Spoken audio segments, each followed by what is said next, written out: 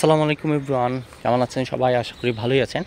আজকে আরেকটা ভিডিও নিয়ে কথা বলতে চাই। সেটা হইলো গাড়িতে মানে কার্বোরেটর ইঞ্জিনগুলোতে হয় কি রেস থাকে, হ্যাঁ রেস থাকে, যেই ছোট্ট একটা জিনিস, এই জিনিসটার জন্য দেখা যায় যে অনেকে অনেক ভোগান্তির শিকার হয়। যেমন মানে গাড়ির পিক আপ নেমে যেতেছে কিংবা পিক আপ হাই হয়ে যেতেছে, তা ছোট্ট একটা কাজের জন্য আমাদের গ্যারেজে যাইতে হয়। যা আপনি যদি এটা নিজেই জানেন তাহলে আপনি এই কার্বোরেটরের জিনিসটা আপনি নিজেই ঠিক করতে পারবেন। নিজে কিভাবে রেস ঠিক করব, মানে গাড়ির রেস, তা সেই সম্পর্কে আজকে ছোট্ট একটা টিউটোরিয়াল আমি আপনাদের দিব। সেটা হলো যে আমাদের প্রত্যেকের কার্বোরেটরেই দেখা যাচ্ছে, হ্যাঁ দেখা যাচ্ছে, এই যে আমাদের কার্বোরেটর, হ্যাঁ কার্বোরেটরে এই যে এই পার্টটা দেখা যায়, এই যে এই পার্টটা, হ্যাঁ এই যে এই জায়গায়, হ্যাঁ তা আমার জিক্সারে কার্বোরেটরে এই যে এই স্ক্রুটা আপনি যদি গাড়ি স্টার্ট রেখে ঘুরান তাহলে আপনি বুঝতে পারবেন যে আপনার রেসটা উঠতেছে অথবা কমতেছে।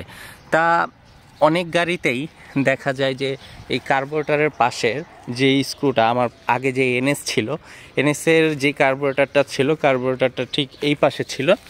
তা এই যে এই পাশে ছিল, এই পাশ থেকে আমি মানে এই রেসের যে স্ক্রুটা আছে এই স্ক্রুটা আমি ঘুরাইতাম, রেস অ্যাডজাস্ট করতাম। রেস জিনিসটা কি মানে আপনার আরপিএম, মানে আইডল আরপিএম, গাড়ি যখন আপনি স্টার্ট দিবেন তখন আপনার গাড়িতে আইডল আরপিএম কত থাকবে, বা আপনার গাড়িতে যে বিষয়টা আছে যে স্টার্ট দিলে দেখা যায় কি জ্যামের ভিতর বা অন্য ক্ষেত্রে হঠাৎ করে অ্যাক্সিলারেটর ছেড়ে দিলে ঠাস করে বন্ধ হয়ে যায়। তাও অনেক ক্ষেত্রেই দেখা যায় আমরা যখন সার্ভিস সেন্টারে যাই বা গ্যারেজে যাই তখন তারা বিভিন্ন কথা বলে, বা ছোট্ট একটা কাজের জন্য আমাদের টাকাও দিতে হয়। তা সেই ক্ষেত্রে আমি বলবো কি আপনাদের নিজের যেই গাড়ির মানে কার্বোরেটরের যেই স্ক্রুটা আছে সেটা আপনারা হয়তোবা যদি নাও জানেন, আপনারা কোনো গ্যারেজ থেকে আইডেন্টিফিকেশন করেন যে আমার কার্বোরেটরের স্ক্রুটা এই জায়গায় আছে। মাঝে মাঝে হয় কি 80 সিসির গাড়ির ক্ষেত্রে বা 125 সিসির গাড়ির ক্ষেত্রে অনেকের ক্ষেত্রে স্ক্রু থাকে না, সেই জায়গায় একটা মানে আমাদের এই যে ফ্ল্যাট স্ক্রু, ছোট্ট একটা ফ্ল্যাট স্ক্রু হয়তো সিটের নিচে রেখে দেবেন,